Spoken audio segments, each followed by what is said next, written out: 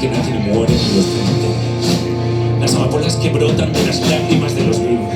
Habéis visto las higueras crecer en el patio de los pobres. Os habéis sentado a su sombra a escribir poemas de amor. Os habéis sentado alguna vez a la sombra de una higuera a escribir poemas de amor.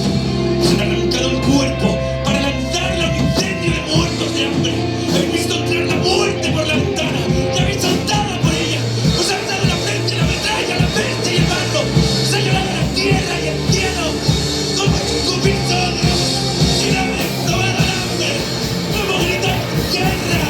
¡Si no habéis tomado la muerte! ¡Tomado la muerte!